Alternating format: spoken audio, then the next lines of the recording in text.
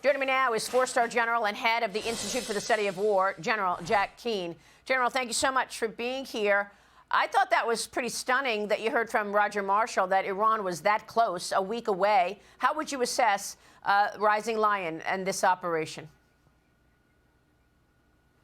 Yeah, well, certainly it's very impressive. You know, Israel continues to surprise us with the things that they can accomplish, but it's also pretty fundamentally a military operation pretty similar to how we would approach it. The first thing they did is took out and gained air superiority. They still had some air defense systems of their own, 4 different types from 50 kilometers to 300 kilometers in range. They're all gone.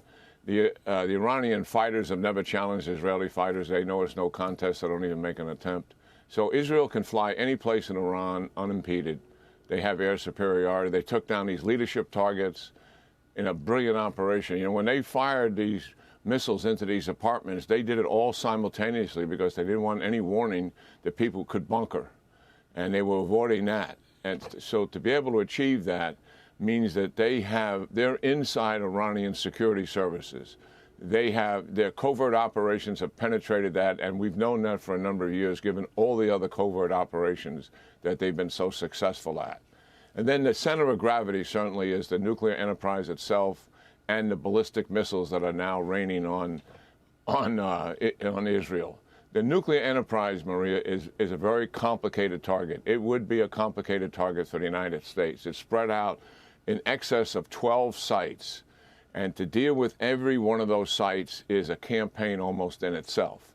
And the Natanz facility, the most prominent and the largest one, has been severely damaged.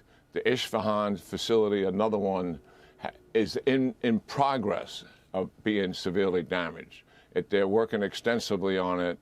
They have significant amount of enriched uranium. Now, what the Iranians do, and they're smart about this because they knew at some point they're likely going to be attacked, they spread out their centrifuges at multiple sites, and they spread out their enriched uranium at multiple sites. So it's not, there's no easy target to go down and take 1 or 2 sites.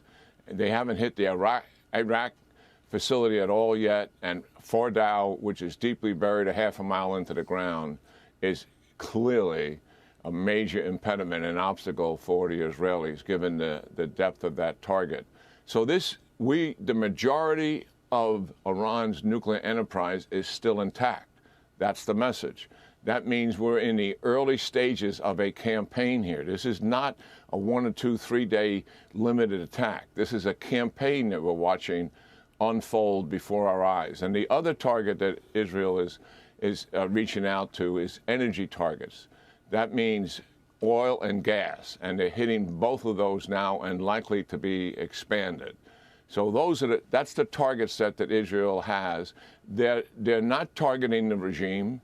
They could literally take the civilian leadership down, I believe, if they wanted to.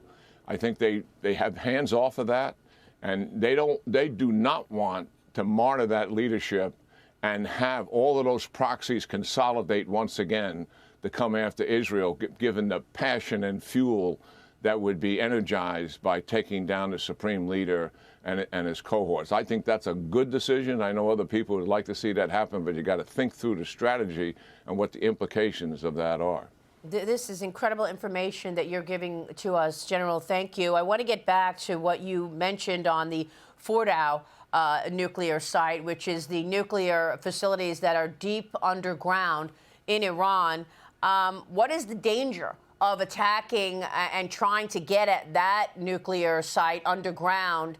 The danger in terms of the environment, and what is the U.S.'s role? I know that you've spoken with President Trump this weekend. What should the U.S. be doing in terms of supporting Israel's attempts to get at that very significant nuclear site underground called Fordow?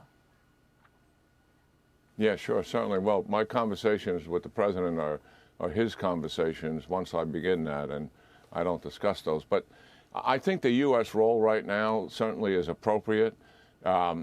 We have provided intelligence. We've been providing logistics and munitions to the Israelis ever since the conflict started back in October, and when President Trump came in, he removed the restrictions the Biden administration had put on munitions that Israel needed, and obviously those munitions are being used in this operation. So thankfully, they have what they need to have, and if they need more, they'll get more.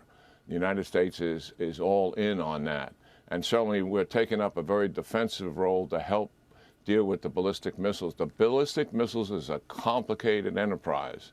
That is the only system that they have that can now hurt Israel. These drones are irrelevant. It 8 hours to get there. Ballistic missiles, on average, 11 minutes. And ballistic missiles have, significant accuracy depending on the quality of that particular missile. In October, they fired 200 at the Israelis, and 40 penetrated. Not a lot of public recognition of that because the Israelis were very concerned.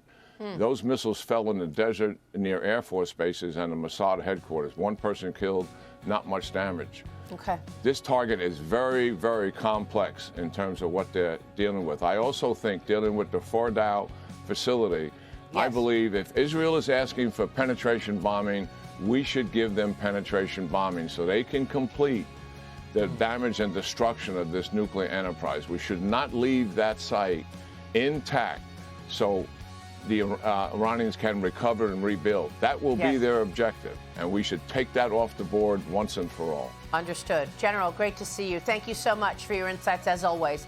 Four-star General Jack Keane. Hey, it's Will Keane. Click here to subscribe to the Fox News channel on YouTube. It's the best way to get our latest interviews and highlights. And click to subscribe to the Will Keane podcast for full episodes right now.